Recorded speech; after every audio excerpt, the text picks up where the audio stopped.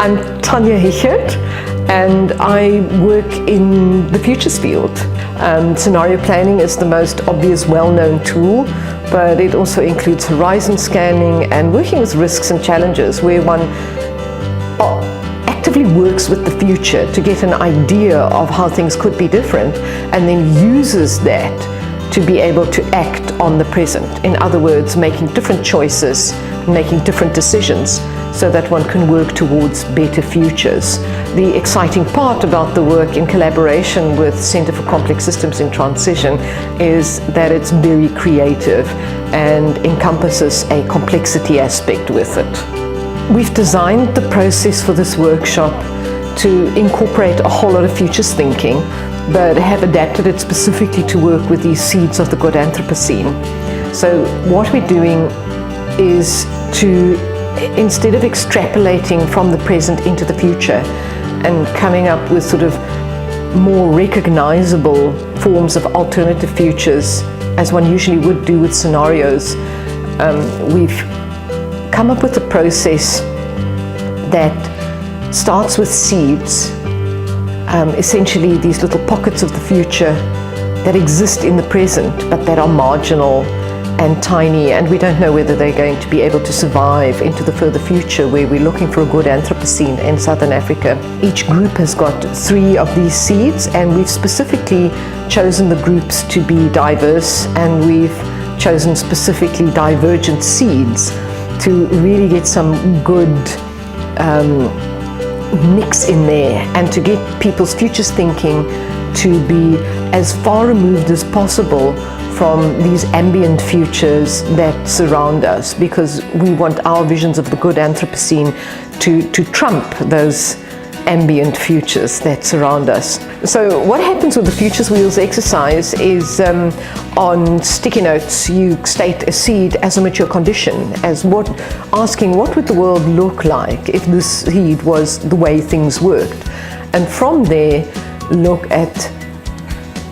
expanding circles or waves of change, which are the impacts and the implications of these seeds as mature conditions. The Futures Wheels exercise gives us the basis for reaching skeleton scenarios, to see where these waves of change that emanate from a mature seed interact with one another, so where they amplify one another or perhaps contradict one another, and what the implications are, what it means if the world looks completely different. And that gives us these sort of skeleton stories or narratives, and people have been asked to, at the end of day 1, come up with 3 future statistics, a headline, and some kind of artistic representation of what they've produced during the day. On day 2, we kick off with deepening and enriching those stories, so that we really have proper visions of a good Anthropocene in narrative form. We then work with those through the remainder of day 2 to connect them to the present by using the 3 Horizons framework, which is a systems tool that helps us understand that the future, a transition space, and the present are all unfolding at the same time. So as much as we have these pockets of the future in the present, in the far future we might have little pockets of the past. And once they've built a 3 Horizons framework, stand back and say, what is this framework telling us? And it's those learnings and insights and sharings and essentially pathways into the future that they'll all bring into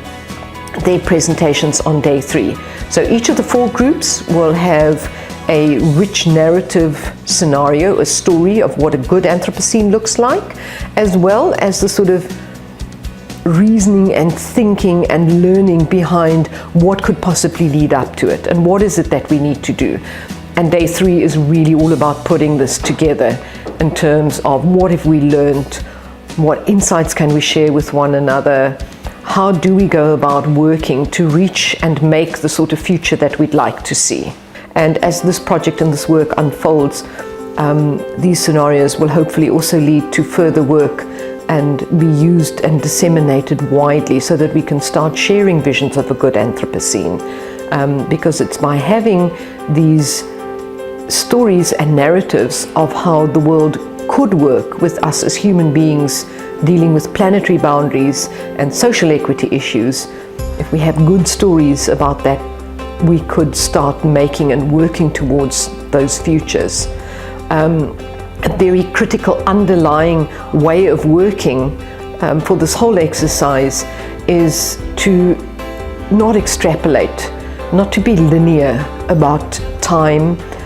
or the disciplines from which we come. So a lot of emphasis and work has been put into using a systems tool, which is the 3 Horizons framework. A lot of emphasis has gone into realizing that there are tipping points where things can grow exponentially or decline quite suddenly, and look for those inflection points and those critical decision nodes where we would be able to act towards making a better future.